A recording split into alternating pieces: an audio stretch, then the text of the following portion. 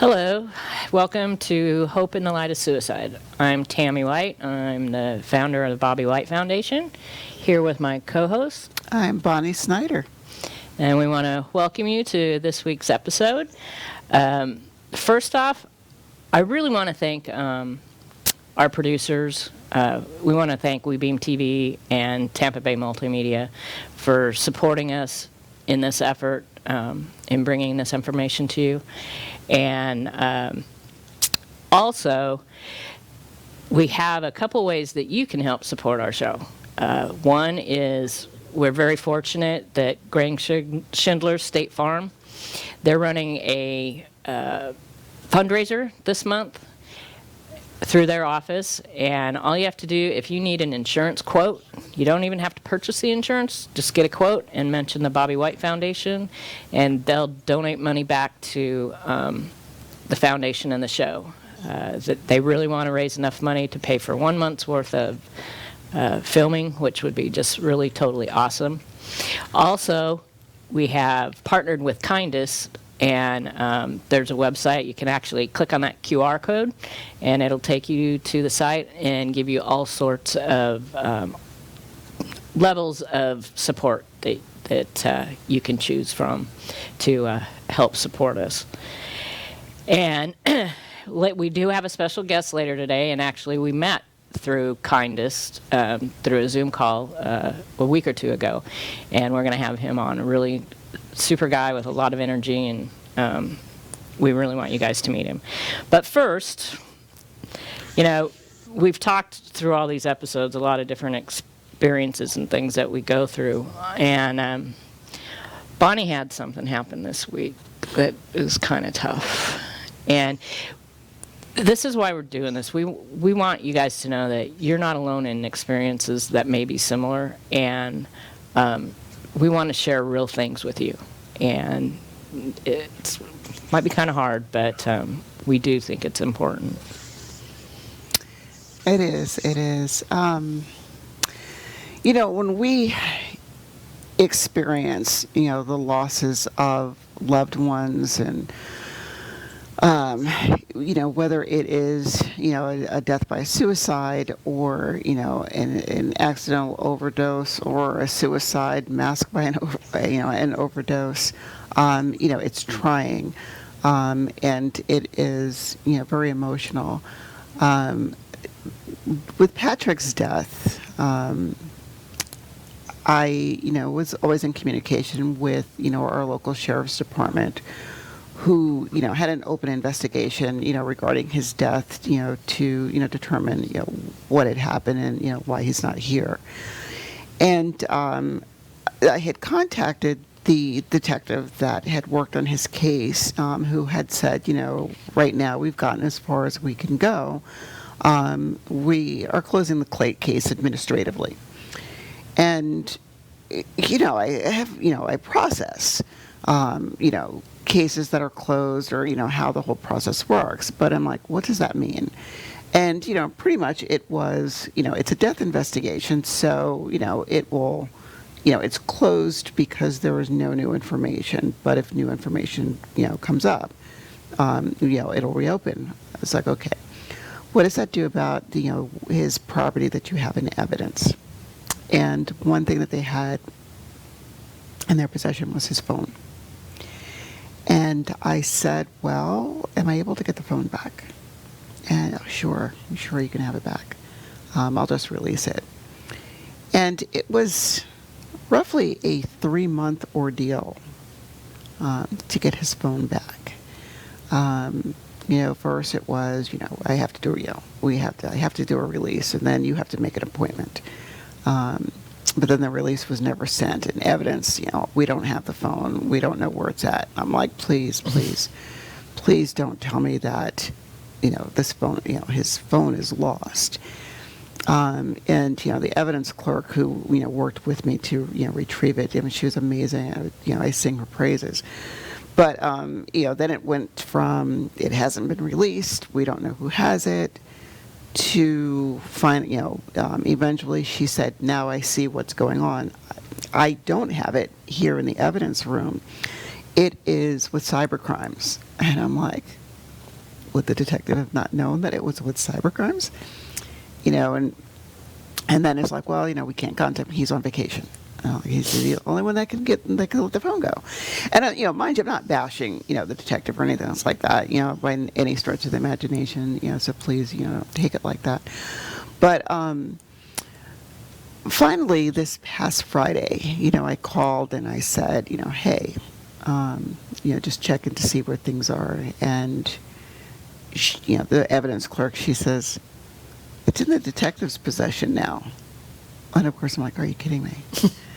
And now, mind you, I had, you know, talked to his supervisor, you know, going back and forth, like, you know, this is, you know, it's hard enough losing Pat, but going through, you know, this, you know, maze, you know, red tape, whatever, to retrieve his property. Well, it's kind of like reliving it over and over again.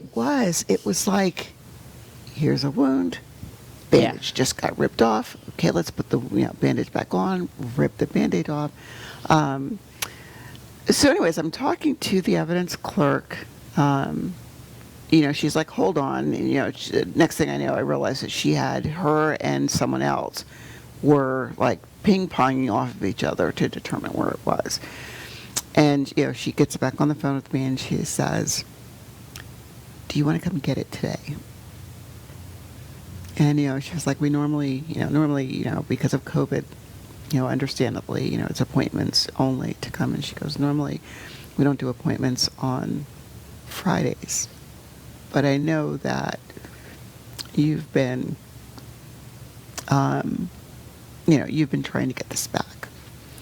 And she says, I have it here on my desk. I lost it. I just lost it.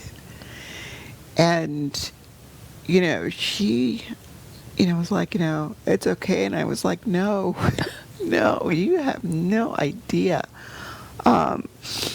that, you know, this is something that belonged to him. But more so, it was one of the things that he had with him in his pocket when he died.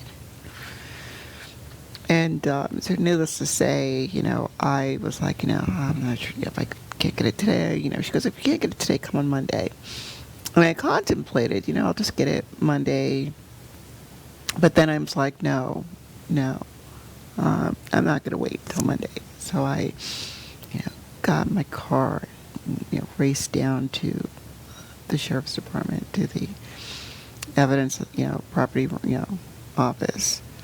And they were really sweet, you know, in terms of getting it back. But it was like, as a matter of fact, I have it with me. You know, it's like, I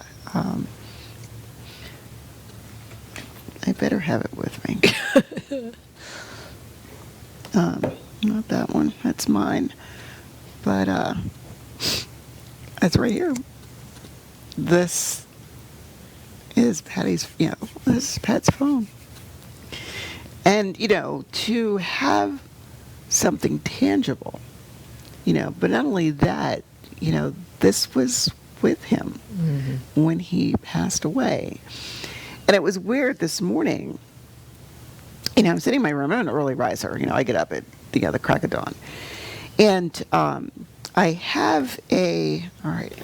That's why I put those there. I knew it was. All right, guys. We were going to use those today. It's like, yeah, this was, you know, it's like I'm not supposed to come around camera, but, you know. I don't know. It's okay. Today There's no rules for that. Yeah, it's allowed. But anyway, I'm sitting in my room and, you know, as I'm getting, you know, processing, that's what I have to do for the day. I have in my bedroom a pot shelf, you know, very similar to the shelf in my living room, you know, where, you know, Patrick's ashes are. And there's and I ride a motorcycle. And so I have this model motorcycle that when you push the button, it makes the motorcycle sounds. Yeah. And I'm sitting on my bed, and I'm like, what is this sound? And I looked up on the pot shelf, mind you. The motorcycle just came on. And it's like the engine is revving. And I'm thinking to myself, one, I'm glad I don't scare easy. But secondly, I'm like, Pat, or Aiden, because we're coming up on the Right. anniversary of Aiden. Right. Which one of the two of you are trying to talk to me right now? I always, think it's Patrick. It's like, Well, that's what we were talking about last week. Yeah, our it's like- last show. I hear your son. And I want to say maybe it was his way of telling me because, we still have to figure out how to unlock his phone, to get into it. Is that an iPhone? No, it's okay. it's a Motorola, but That you should have an easier time with. I know another gal who lost her 16-year-old son a year and a half ago, and she has an iPhone, and they're refusing to yeah. unlock it, even though the phone was in her name. She's been fighting forever to try and get them to unlock it. Yeah, part of what I hear is the carrier cannot, because they can't get, unlike the screen. It's like a screen thing that they put on. They don't have access to that. If it was a password within the phone, then they could probably help with that. But yeah, that was my emotional moment this week, in that, regardless to when, that certain times, there are times when things happen. Oh, yeah. That we end up reliving, that first day that, we experienced the loss. And for me, it was Friday. And, getting his phone back, it's like, he's with me. As you guys see on the screen, that's my Patty P. This particular day was not planned at all for us to be dressed very similarly. But I was on my way I was going to work, and I, came into his room, and I'm like, hey, I'm getting ready to go. Do you need anything? Yada. And his girlfriend at the time, looked, and she goes, "You guys are twins." And we both looked at each other and was like, "Oh my gosh," and I find that happens, periodically, because the other thing with him, fun fact about my relationship with Pat, is I would put on an outfit and I would go around the corner, to his room, and I'm like, "What do you think? Is this?" Do you approve of what I'm wearing today? Do these shoes go with this outfit, or would you pick another pair? And there's been several times here where he would tell me, "No, Mom, that's spot on." Or another time I was going somewhere and he looked at, again, his girlfriend at the time. "Can you touch up her makeup a little bit?" Touch up her makeup a little bit. Because I don't wear makeup, and so she did something. He's, "Mom, I think those other pair of shoes. Wear those other pair of shoes." I think I was going on like one of the few dates that I don't date, but this particular date happened to. But yeah, it's nice having him with me and being able to share those memories. Well, I'm glad that it took a lot of effort, and you never know when those feelings are going to hit you, or when something is going to happen that like you said, brings you back to that day. Yeah. My shout out to Alicia. I don't know what her last name is, but Alicia in the evidence room. She there's an above and beyond, and then there's an above that. Yeah. But anyway, that being said, Wow. I'm excited for our guest today. I am too. I was on I didn't even know it was going to happen until about a half hour before. And like I said, we partnered with Kindness to help us do some fundraising. And I met this guy. Like I said, he is full of energy.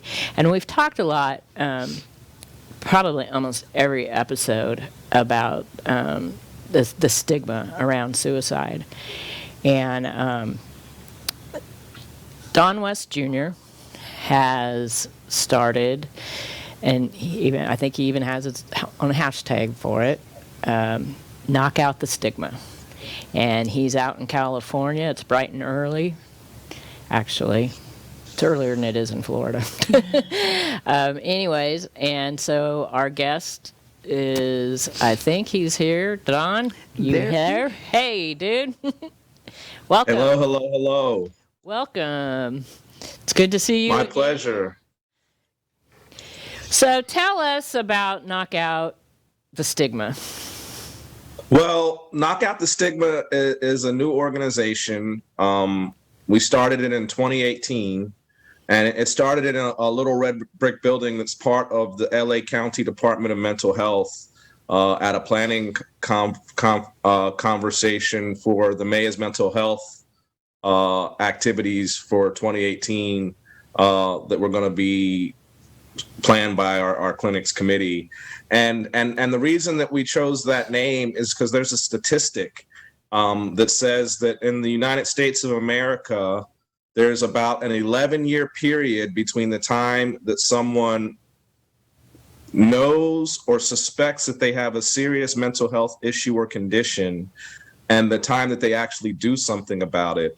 And to account for that 11-year gap, what has been found is most of it's due to stigmas, misconceptions, and bad ideas that people have and that our society holds about mental health. And that 11-year gap keeps people from their own well-being, and essentially they stay in their own way. And I myself am a prototypical statistic, because in my own journey, it was 11 years from the time that I had a reason to know and the time that I actually did something about it. And so that's how we started the organization, and that's why we're here. And in that, we started focusing on the stigmas around mental health.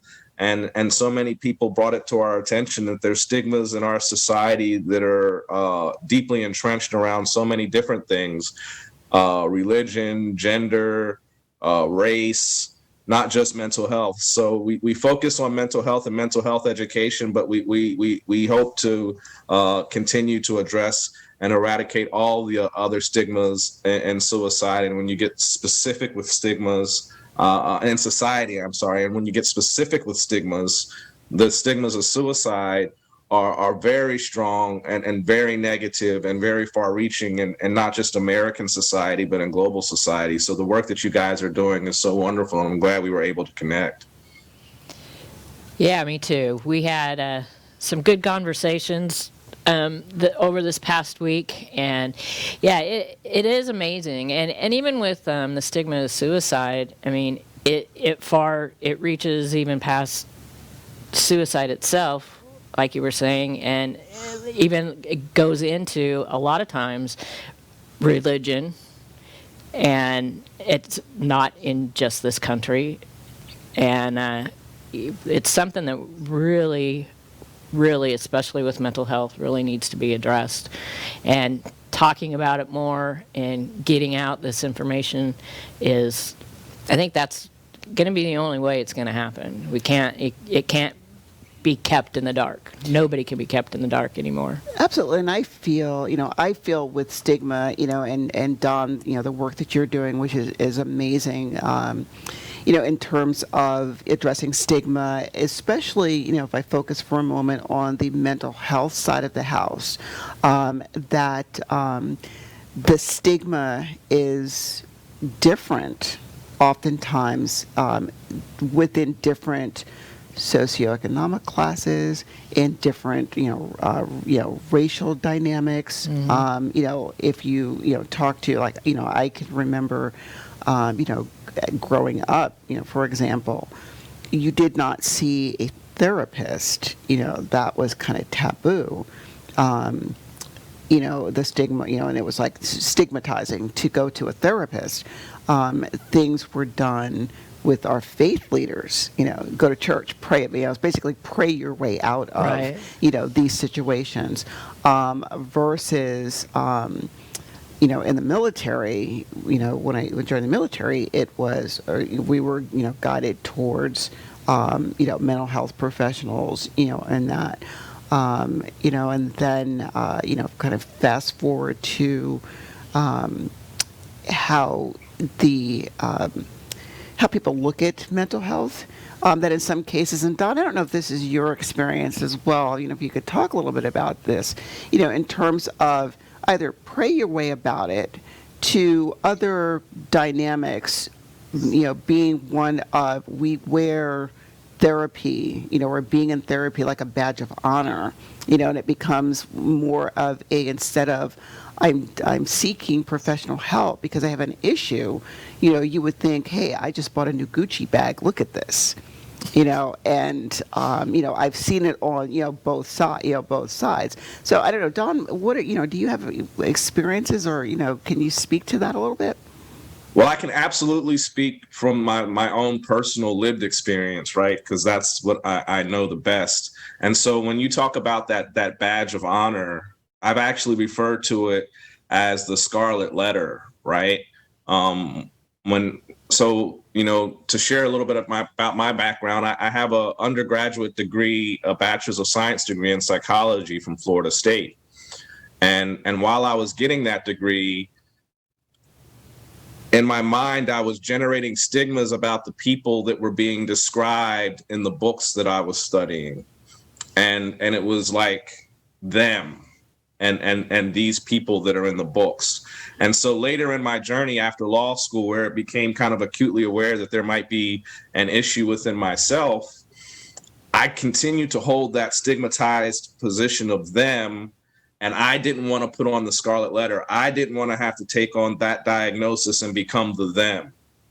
And I observed that in my own journey sometimes in the clinics and stuff. When I observe the clinicians and their interactions, there's that scarlet letter, that stigma that goes with the diagnosis.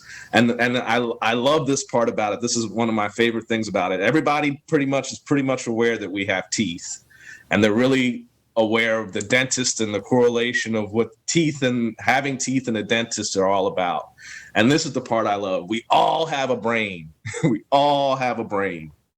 And yet we have all of these barriers in our society that keep us from the different professionals. So it's like building a house. And when you go to the question of faith, it's like building a house. And so we have something that we call the Well-Being Toolbox, because you want to have as many tools in your toolbox as possible so that you can specialty, address and focus on as many different jobs in the requirements of life, because life's like building a house. And if the only thing you have is a hammer, let's call the hammer the pastor, the clergy, the priest, if that's the only thing in the family toolbox is a hammer, then every problem that it rises, they send you to see the only tool that they have. And so we can't be angry or judgmental, but we have to build our toolbox. So that's one of the things that we offer as a program within our foundation, is additional tools, like you were saying, because there's not only therapists, there's counselors, there's coaches, there's mentors, there's peer specialists, there's all kinds of avenues. And that's just specifically kind of in what we'll call the Western clinical model of mental health. That has none of the modalities of yoga, meditation, mindfulness really attached to it. So there's a lot of tools out there, and we have a lot of barriers to accessing that tools, yet we all know that we have a brain and haven't taken the steps to do what logically would come next with that. Yeah, it's when you bring up the other, modalities, and, mechanisms, or, I use that phrase myself, the tools in the toolbox, in terms of, when we're in a struggle with something, regardless, to what it is. Here, like, break out your arsenal. I mean, if I, I'm gonna Cobra Khan. You went Cobra Khan with it. Get your arsenal ready. And I know you and I joke back and forth. I know that you're Navy, so arsenal for those of us that were Army. Just saying. But no, seriously, breaking out that arsenal, to combat whatever it is that we're dealing with, and what I find is there are people who aren't aware that it is not just therapy. You're just, there's not just go see a person, because if I think back, I'm old school, I'm a product of the 60s. And back then it was the, you go, you lie on the couch, Sigmund Freud, kind of, mentality, and this is what therapy was all about. Fast forward a little bit, as I got into the, 70s, when I was, still a child. But that it became, again, back with the stigma of therapy, and to put it bluntly, the only people that saw therapists were rich white people, who could afford to see, a therapist, poor, white people, or, lower SES people and, people from the minority communities, we either did without, or we, we saw, you went to a faith-based leader. When I fast forward now to, where we are in this generation, and to Don's point, yoga, going to the gym, meditation, your trainer, whether it is, coach, for me, like some of the things that helped me get through, Aiden first and then Patrick, in addition to, yes, I had access to, some very good therapists through, the VA. But, I took advantage of the gym. I did my workouts. I took advantage of the, my faith-based, leaders, the pastor of my church. Not to mention, my amazing, support system of friends that are still there, whenever I need them. My partner in crime, you. Well, we can't. Something like this. It's so big and multifaceted.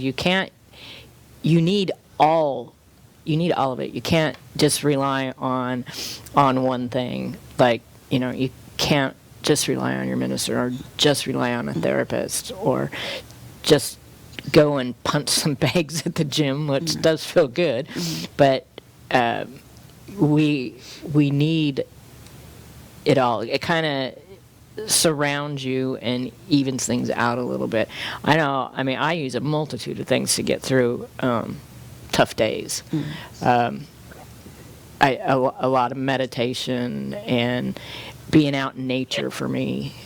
The therapist I haven't done, because I had unfortunately a bad experience years ago when my first husband was killed, and but the support of all my friends, the community, again, you have to pull from as many resources as you can.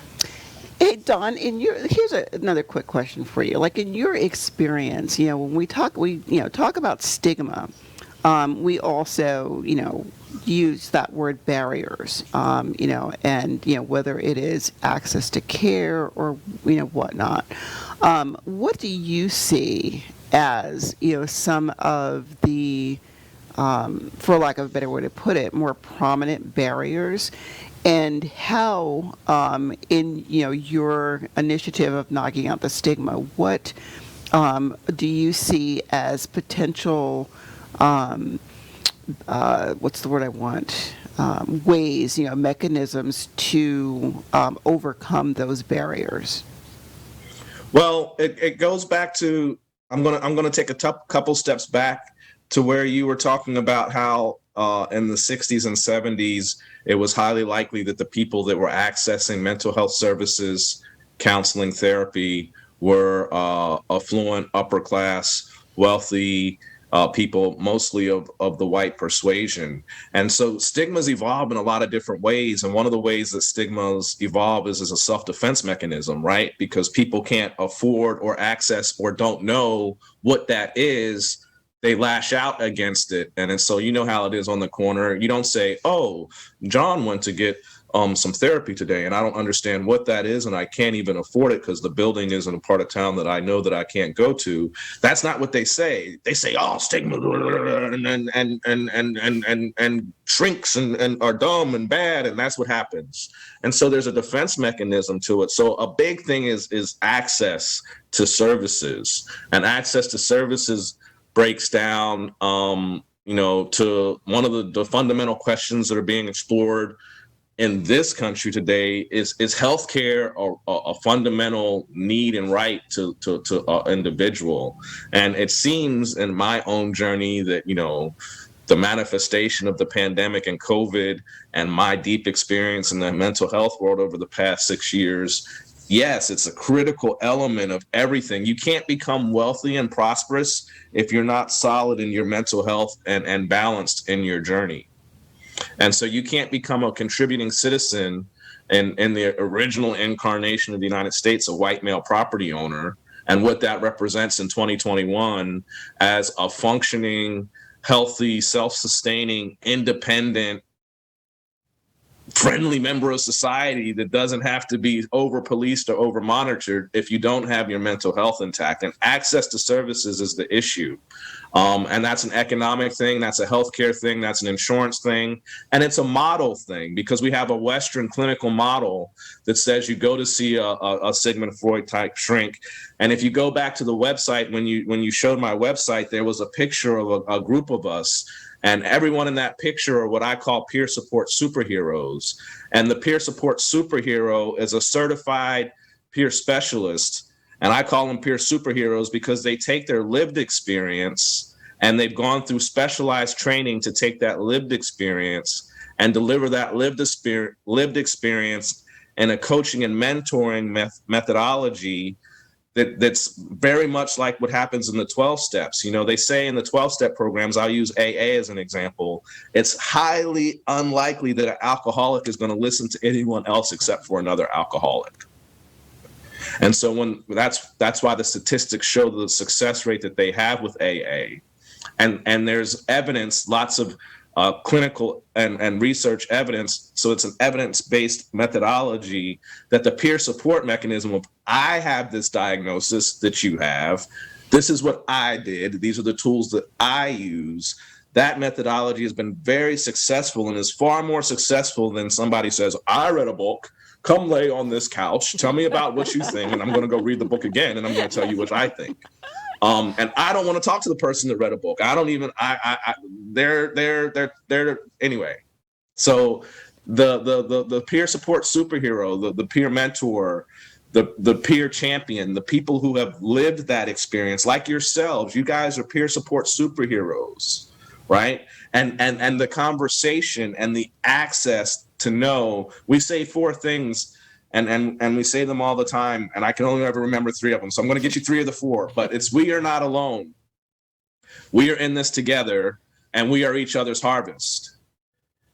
Together to get there. I got all 4. I get an A. So, but we repeat that every week in our meetings, in our groups, as a reminder. We put it. I don't even have my wristbands on. I'm a horrible brand ambassador, but we have wristbands that say it so that you don't forget. Because my own lived experience with a diagnosis of bipolar disorder, there's the manic side, which is lots of wonderful creativity and grandiose wonderfulness and a crazy carpet ride of good stuff. And then there's the other side of bipolar disorder, which is depression. And that's the darkness. And having a lived experience with the darkness and a firsthand taste of the darkness, that we are not alone is a really important thing to keep accessible. And because when you get in the darkness, if you fall into the trap that you're alone, even though there's 7.6 billion people on the earth, and it might be 17 people in the room, then that's where we call it the cave, the mental space, our mind. When you go in the cave and you think you're alone in the cave, unfortunate things can occur. So I applaud all of the work you're doing, the messaging that you're doing, and the platform that you're building, because it's completely in line with the work that we're doing here in California. And this pandemic has made it like gasoline on a wildfire of connectivity, in that people have learned to use the platform that we're using today and so many other connecting platforms that they were resistant to up until March of 2020. And grandmoms and great grandmoms have the skills. And so again, another thing that we're doing is creating digital delivery of services, not only, on demand, things like recordings of this program, which will be out there in a digital format for people to watch, but also digital delivery of one-on-one services with peer specialists, with clinicians, one-on-one services with fitness experts, because it's all interrelated. You got to get the mental health, your physical health, your financial health, all these things, because you can't have really strong mental health if the IRS is after you and the guy is looking for your car and the dude has an eviction notice on your door. Those things will unbalance and affect your mental health. So it's an interdependent web of all the things in the life journey. So the toolbox and the well-being toolbox and helping to develop the tools. But it's access to knowledge. Again, a wonderful thing that the pandemic has done, because YouTube has gone up 300% in viewership, and people are learning how to do all kinds of things, not just help themselves, but how to build things and make things and repair things. And the more content that can be propagated that helps people learn tools. I'll give a quick one. People always say breathe. Somebody gets upset and they say breathe. What does that mean? So here's 2 quick breathing tools. Box breathing. It's a 4-step thing, and it's 4 parts, a box breathing tool. It's an inhale for 4 seconds, a hold for 4 seconds, an exhale for 4 seconds, and a hold for 4 seconds. And as you get stronger with that, you can modulate it up to 15 seconds each. But if you just do that, it regulates your breathing and counting. When you're counting, you're on the left side of your brain, so you're slowing down everything, and you're focusing on the counting, and you're focusing on the feeling of your breath and the air going in and out of your mouth, and that's a box breathing technique. And I'll give you my favorite breathing technique, and this is one about optimizing human performance, like shooting a free throw in a championship game. 6-2-7. It replicates smoking a cigarette. I think this is cool because when you smoke a cigarette, nicotine is a stimulant, but people self-report that they feel relaxed when they smoke a cigarette. So watch this. 6-2-7 replicates smoking a cigarette. So what you do in 6-2-7 is you do a long 6-second inhale, like you're taking a drag on a cigarette. And then you hold it for 2 seconds, like you watch the people do on the corner with the cigarette. And then you exhale for 7 seconds.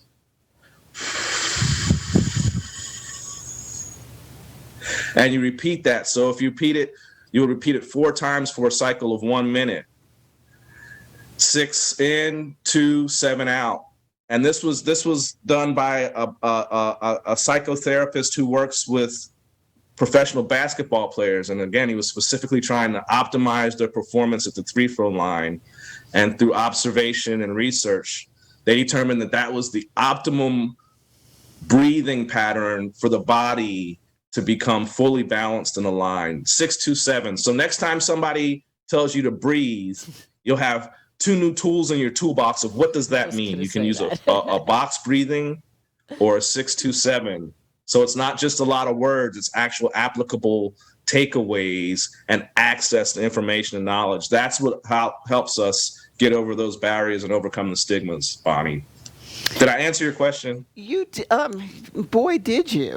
You also brought up, a very interesting point. Because one thing that I've found in, some of the people that I work with, that one of those barriers has been, like you said, access.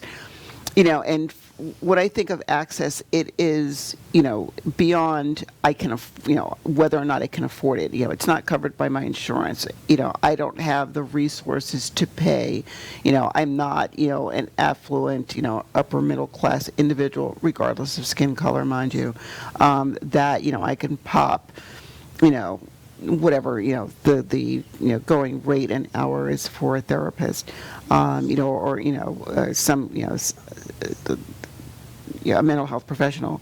But you're right, COVID and the era that we're in now, this thing of Zoom and social media has blown up. I mean, look at us here. We are talking to you, Don, awesome sauce, from way out in California.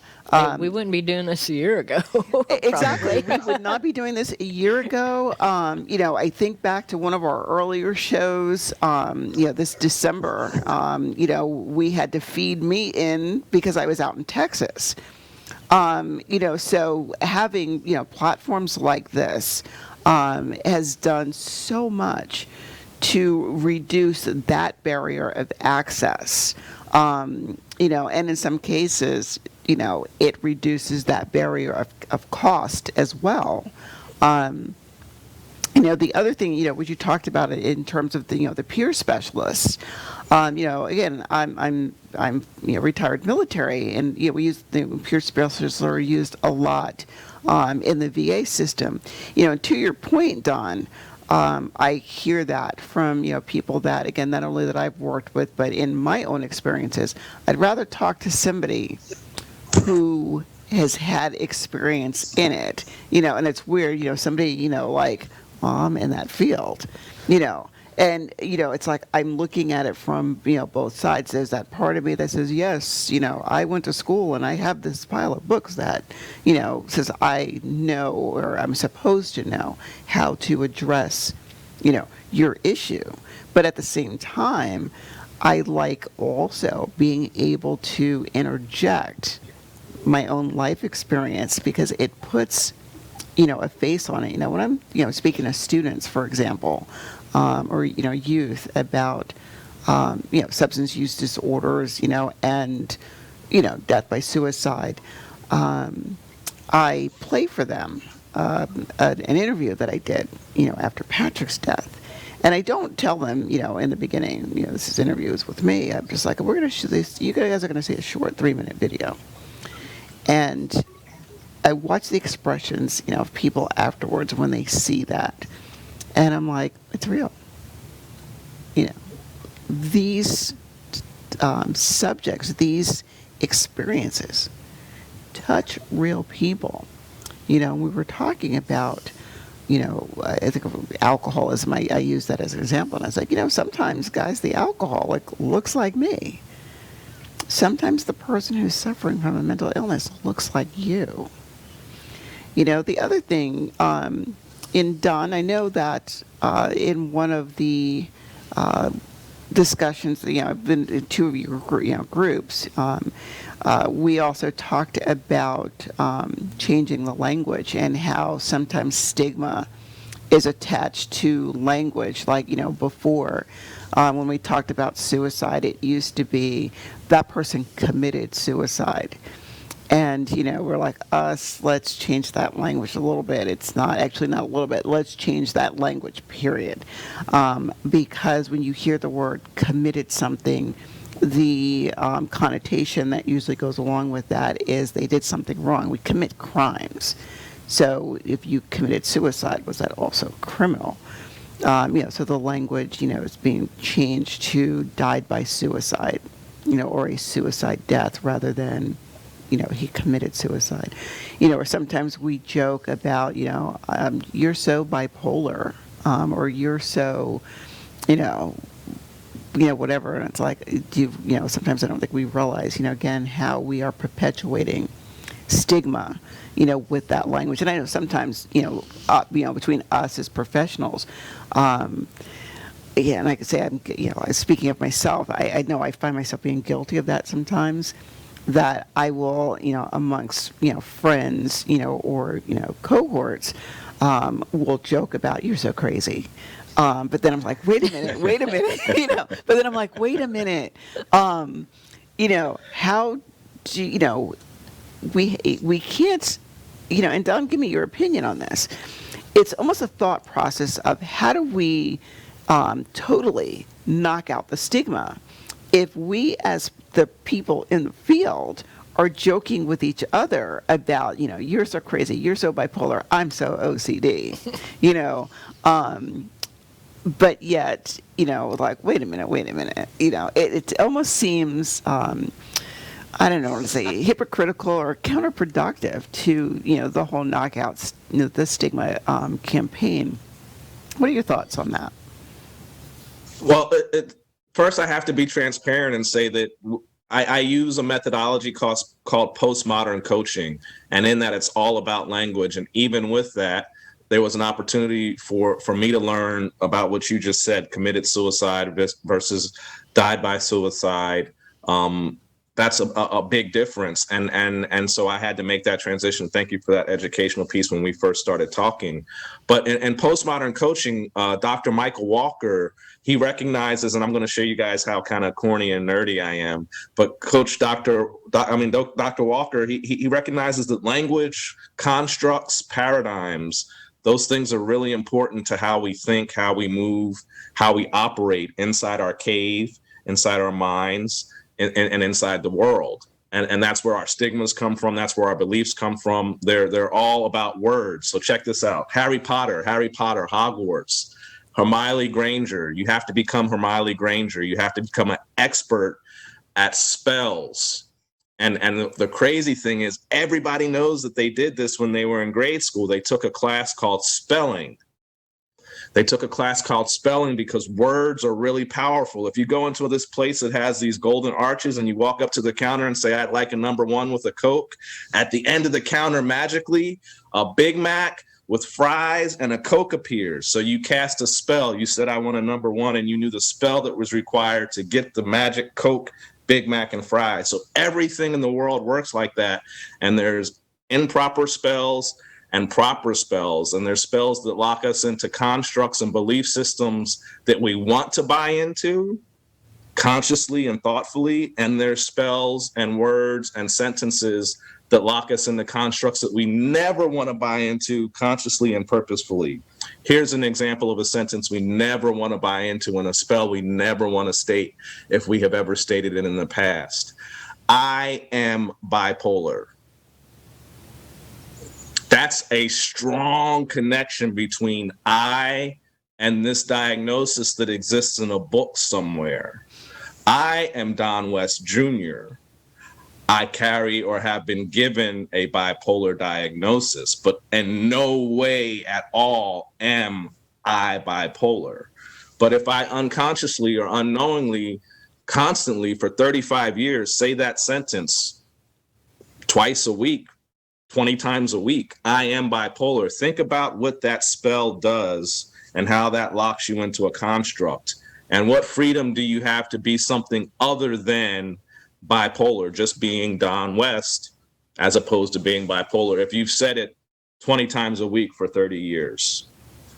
Does that make sense, Bonnie? It makes perfect sense. And there is, henceforth the challenge for some of us, to break these stigmas because, Don, to your point, if we have been conditioned year after year after year to think a certain way, for someone to come in and say, all right, now we want to change that. It's like, wait a minute, how does that work? That's just not possible. We tend to stick with that is familiar because familiarity breeds comfort as well. And if I'm comfortable over here, to change it to what's over here, it's like, woo, this is new. And, there's I feel for some of us to embrace that, that phrase, change is good, but change is also scary. But sometimes we focus on the scariness that we don't want to make that change. So yeah, for 30 some odd years, you're like, I am bipolar. And then somebody comes up like, no, you're Don. Wait a minute, how does that work? My therapist asked me this question. She said, tell me who you are and don't use something on your resume and your LinkedIn. She had set me up because she had already seen the construct that I was locked in. And when I tell you that I couldn't answer the question for 24 months because I couldn't understand the question, because of the construct that I was locked in. It took me 24 months to unlock the construct of I am a lawyer, I am this degree, I am this accomplishment, this title, these certificates, these CLEs, these advanced certificates. I somewhere I lost everything, and I only became those things. And then in my journey, because of my first truly tough battle with the downside of bipolar disorder depression, I had started getting letters from the Florida bar in my first year-long depression, and I didn't care, so I didn't answer the letters. So I was suspended by the bar for not responding to their letters. And I didn't care. I didn't care at all. It was like, so what? That's out there. And I'm in the cave. I'm watching TV on my screens in my mind and seeing how people effed me over and everything. I don't know the rules. Are we on PG TV? But anyway, I stayed in my mind, and so I lost my law license. So now think about the construct that I just described to you that I was in, and I didn't have this conversation with her until 5 years after I had lost my law license. And I was completely lost, because not only had I lost my law license, but because that was the only identity that I had truly developed for myself, I had lost my sense of self. And I didn't even know that I had lost my sense of self when she asked me the question. I couldn't say, well, I have a real strong identification with my professional self, and I'm really not rooted too strongly in who I am individually. I didn't even know I was an individual anymore. Well, yeah, we live by those labels. Yeah. Don, I want to thank you so much for coming on and for the work that you're doing on your part. And thank you guys for the work you're doing. And thank you for including us. And we're going to continue this discussion as we go on. And we will probably be seeing you really shortly on another Zoom meeting as we together battle this. Yeah, let's knock out the stigma and give people more tools, hope, and let them know that they are not alone. Exactly. Well, thank you so much, and we will be seeing you soon. It was an honor. Namaste. Namaste. Thank you. Wow. Wow. I mean, did we tell you or not? A lot of energy there. Those people that we run into, those connections that we make that are chance meetings, and totally what they turn in. I mean, look at us. I know. But yeah, those chance meetings. So yeah, I mean, please go and check out Don's site. Knock out the stigma. Yes. Yeah. So we spent a lot of time on that. More than it's hard not to talk to him, and especially with what we're all doing, it just because it is, that is a large piece of not only this platform, but platforms like Don's and others, to address the stigma around mental illnesses and and suicide, to let people know, it's okay. I mean, the experience is not okay, right? But it is okay to reach out. You are not a label. You are not that. You're not a label, and like you said, you're not alone. I mean, when we started this unfortunate journey, finding out how many other people are traveling this road with us, I have been and continue to be shocked about it. We were going to, and we'll touch on it, we only have a few more minutes left. We had mentioned last week a couple books, and one of them is that I really, really like that I found is called The Wilderness of Suicide Grief, Finding Your Way. And Dr. Alan D. Wolfelt, he founded, where is it? It's Grief and Life Transitions. He has a place out in Colorado, and I really connected with his books. And in this one here, he has the Suicide Survivors Bill of Rights, and we've talked often about what we go through as a suicide loss survivor. So what I'm going to do right now is I'm just going to read the first one, and we'll just kind of leave it at that and then discuss it next week. Absolutely. So it'll be something that, people can think about. And the first Bill of Rights is, I have the right to experience my own unique grief. And it says, no one else will grieve this death in exactly the same way I do. So when I turn to others for help, I will not allow them to tell me what I should or should not be thinking, feeling, or doing. So I want everybody to just kind of think about that over this next week, and we'll discuss that more next week. His books are really great, and I'm going to bring, some more to the table to share with you all. But again, we want to thank Greg Schindler's office, State Farm office, for running their fundraiser for this month. So please, if you need an insurance quote of any type, please contact them, and be sure to mention the Bobby White Foundation. And again, you can also go to Kindness. There's the website. We added that QR code. It'll take you directly to it. And also, again, WeBeam TV and Tampa Bay Multimedia. I mean, they're the reason, really, that we're here right now. Absolutely. And we want to continue this effort. And you have anything else?